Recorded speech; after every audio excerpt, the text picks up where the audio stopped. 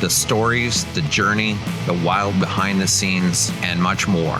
I'm Dave Anthony, and I'm the host of From Garage to Stadiums. Given that backstory of the blues sort of permeating English bands, tell us a little bit about the founder, Peter Green. You mentioned him earlier.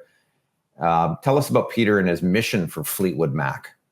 Well, I mean, Peter was a very gifted guitar player, but quite a sensitive person, quite a fragile person. He could be incredibly, I think, bullish and super confident, had a lot of bravado, and then the next minute he could change. I mean, this is what the people I spoke to were telling me about this. But from the moment he sort of decided he wanted to become a guitar player, he focused 100% on doing that. And he'd been through a couple of bar bands, and he'd sort of done a stint with John Mayall's Blues Breakers, and he just wanted to do his own band. He encountered Mick Fleetwood and John McVie on the circuit, and Jeremy Spencer as well, who was their second guitar player, and it sort of came together from there. His original thing was to put together a Chicago blues band, but very quickly he changed his mind, and the whole, once he started writing songs, and they weren't just doing covers or rewriting old blues numbers, the whole thing took on a different life of its own. Right.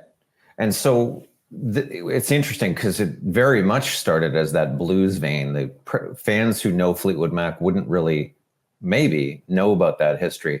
What were the origins of the Fleetwood Mac band name? Mick Fleetwood and John McVie. You know, that was it. Peter Green, they recorded an instrumental, and Peter Green said, we'll call it Fleetwood Mac. And that was it. And he liked the idea, or Fleetwood Mac Blues, something like that. He liked the idea of naming the band after two other guys other than himself. It was a story he gave at the time, was that if I disappear, if I leave, you still got the band name to carry on. I mean, he didn't even have John McVie in it at the beginning, because John McVie didn't quite make up his mind for a few weeks whether he wanted to join, because I think he was earning more money somewhere else. That's really interesting. How successful was the early Fleetwood Mac sort of blues era, I guess I'll call it? It's a year tops. They put two studio albums out in 1968, about 8 months apart. They weren't hit singles off them. The nearest thing they came to a hit here in the UK was a song called Need Your Love So Bad, which was like a blues song, but they put strings on that. The producer put strings on. So immediately that's moving away from straight blues.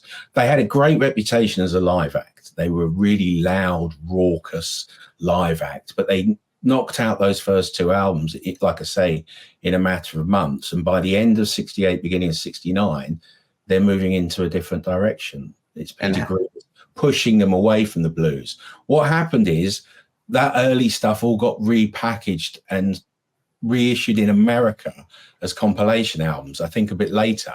So you've got this sort of jumbled history. The history is distorted. Right. In terms of what happened in the UK and then how it appears in the States is different.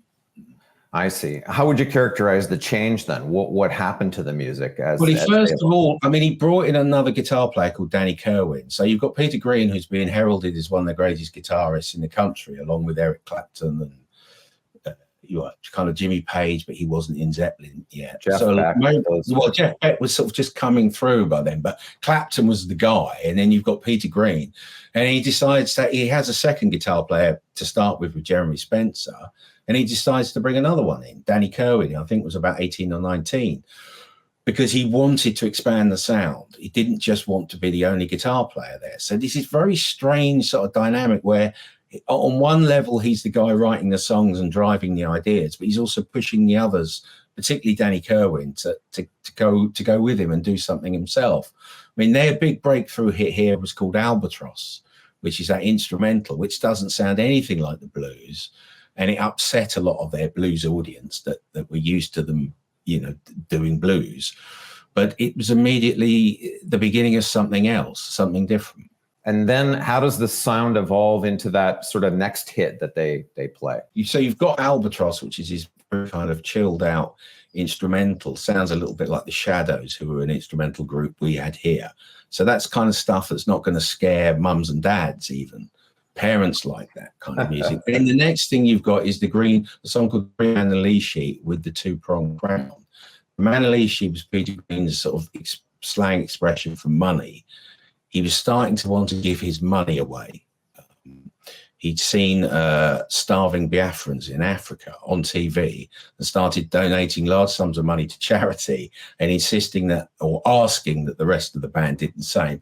They didn't want to. They wanted to keep the money, understandably. They didn't want to give all their money away. So all of this kind of gets jumbled up in his head. He was also experimenting with mescaline, which is an hallucinogenic. So you've got this very dense, airy kind of heavy metal song. It's got sort of otherworldly sound effects in the middle, which, you know, he insisted on keeping. They were asked to do a performance on a big TV show in England called Top of the Pops, and he refused to do it unless they allowed him to include these sort of ghostly noises, which they didn't want him to do. So the whole thing sort of shifted. One minute you're just ripping off black American bluesmen and having a good time and singing about sex and drinking. Next minute you've got a song called The Green Mandolin with the Two-Pronged Crown. It's like, what does it mean? You know, immediately it's starting to go very, very different. Right. And then I guess we move into the phase, Mark. Something rather tragic happens that sort of changes the course of this band. Talk about what happens to our founder, Peter Green. Well, it happened over a period of time. And when I interviewed Peter Green, he's talking, one minute he's sitting talking normally like you and I are now. And then the next minute he's imagining that there's somebody sat next to me, a woman wearing a yellow dress. And there wasn't. Wow. So he could be completely normal, cracking jokes, laughing about how successful Fleetwood Mac were and how many millions of records they sold. And then it'll turn immediately to something he's seeing or experiencing something else. And this is how his behavior became towards the end of the 60s, beginning of the 70s. There was a drug experiment. He was using LSD. He had it in all of the band, I think, or most of them had tried it.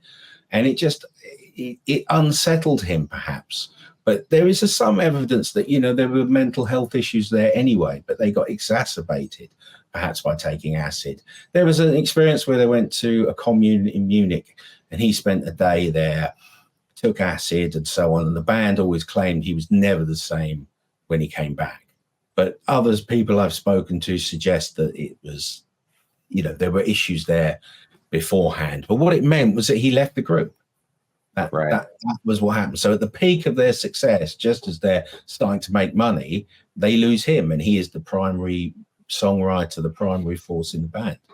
Right. So now we're in what, 1970-ish? Yeah, 70. Yeah. And so Peter's left. Mick Fleetwood, I guess, takes over as the de facto leader. Christine Perfect was her maiden name, brought in after marrying John McVie. And Jeremy Spencer, the original, was he the bass? No, he was another guitarist. Jeremy Spencer leaves in 71, replaced by Danny Kerwin and American Bob Welch. Do I have that right? No, Danny Kerwin was in already. Okay. Danny Kerwin was in already. He stuck around for a while. All right. Then they all just start falling out. They just all start dropping like flies. Right. It ends up with Mick Fleetwood and the McVies, Danny Kerwin for a bit, Bob Welch, the American, comes in, then Danny Kerwin, he disappears.